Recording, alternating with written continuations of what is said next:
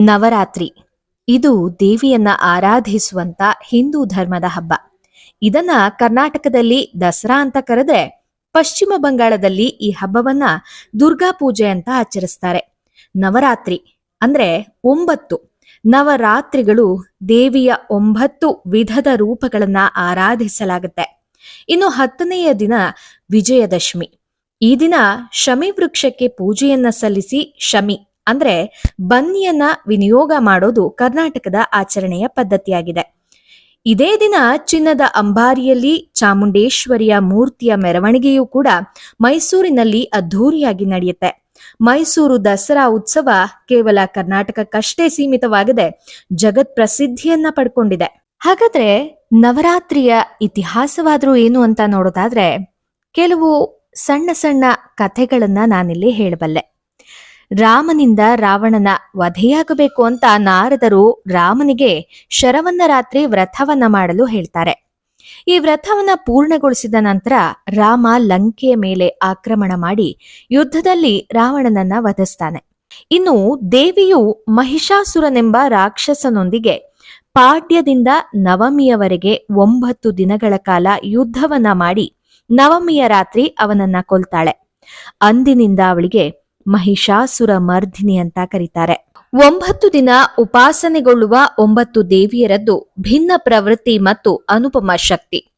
ಮೊದಲ ದಿನ ಶೈಲಪುತ್ರಿ ಎನಿಸಿಕೊಳ್ಳುವ ಈಕೆಯ ಹಿಂದೆ ಅಗ್ನಿಯಲ್ಲಿ ದಹಿಸಿ ಹೋಗುವ ದಾಕ್ಷಾಯಿಣಿಯ ಕಥೆ ಇದೆ. ಸ್ವಾಭಿಮಾನಕ್ಕೆ ಧಕ್ಕೆಯಾಗಿದ್ದನ್ನ ಸಹಿಸದ ದಾಕ್ಷಾಯಿಣಿ ತಂದೆಯ ವಿರುದ್ಧವೇ ಸಿಡಿದೇಳುವ ಕಥೆ ಇದು.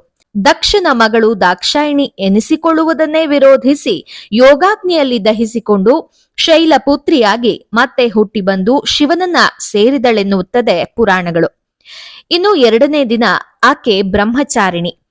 ಪಾರ್ವತಿಯಾಗಿ ಹುಟ್ಟಿದ ಮರುಜನ್ಮದಲ್ಲಿ ಶಿವನನ್ನೇ ಸೇರಬೇಕೆಂಬ ಏಕೋದ್ದೇಶದಿಂದ ಕಠಿಣ ತಪಸ್ಸನ್ನಾಚರಿಸಿ ಗುರಿ ಸಾಧಿಸಿದ ಛಲದ ಸಂಕೇತವಾಗಿ ಆಕೆ ಅಂದು ಪೂಜಿಸಲ್ಪಡ್ತಾಳೆ. ಇನ್ನು 3ನೆಯ ದಿನ ಚಂದ್ರಘಂಟ ಎನಿಸಿಕೊಳ್ಳುವ ಆಕೆ ಶಿವನಲ್ಲಿದ್ದ ಘೋರ ಸ್ವರೂಪವನ್ನ ಶಮನ ಮಾಡಿ ಸಾತ್ವಿಕ ಸ್ವರೂಪವನ್ನ ಉದ್ದೀಪಿಸಿದ ಕಾರಣಕ್ಕೆ ಮಹತ್ವ ಪಡೆದುಕೊಳ್ತಾಳೆ. 4ನೆಯ ದಿನ ಕೂಷ್ಮಾಂಡವೆನಿಸಿಕೊಳ್ಳುವ ಆಕೆಯಿಂದ ಉಮೆ ರಮೆ ವಾಣಿಯರ ಉದ್ಭವ ಎನ್ನಲಾಗುತ್ತೆ.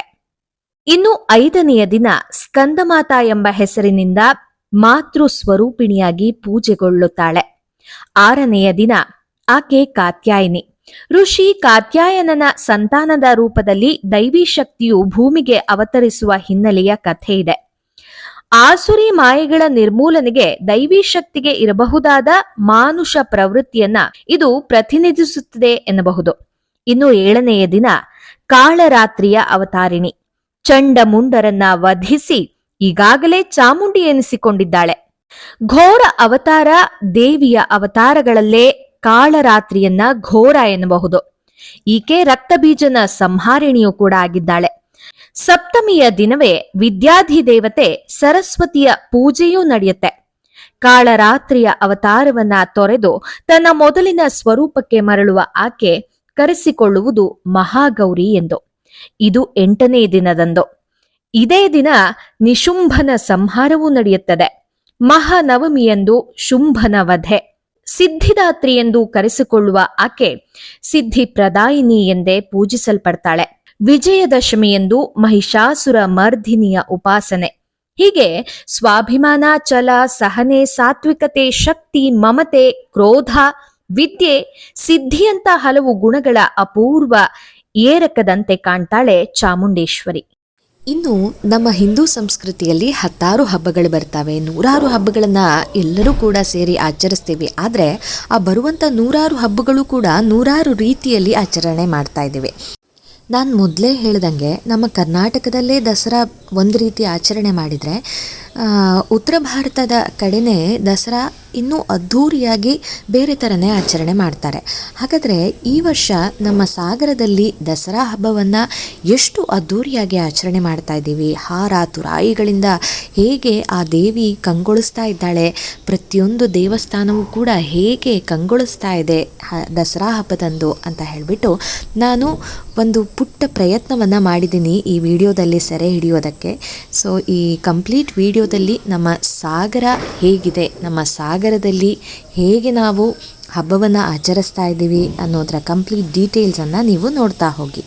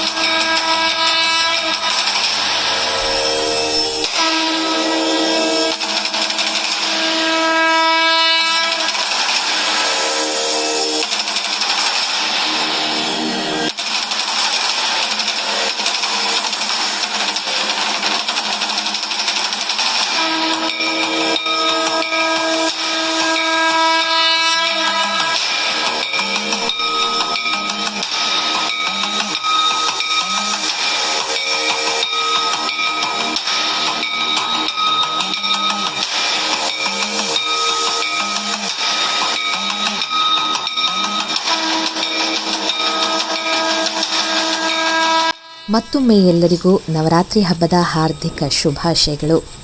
ಈ ವಿಡಿಯೋ ನಿಮ್ಮೆಲ್ಲರಿಗೂ ಇಷ್ಟ ಆದರೆ ನನ್ನ ಆವಿಷ್ಕಾರ ಚಾನಲ್ನ ಲೈಕ್ ಮಾಡಿ, ಕಾಮೆಂಟ್ ಮಾಡಿ ಹಾಗೂ ಸಬ್ಸ್ಕ್ರೈಬ್ ಮಾಡೋದನ್ನು ಮರಿಬೇಡಿ. ಧನ್ಯವಾದ.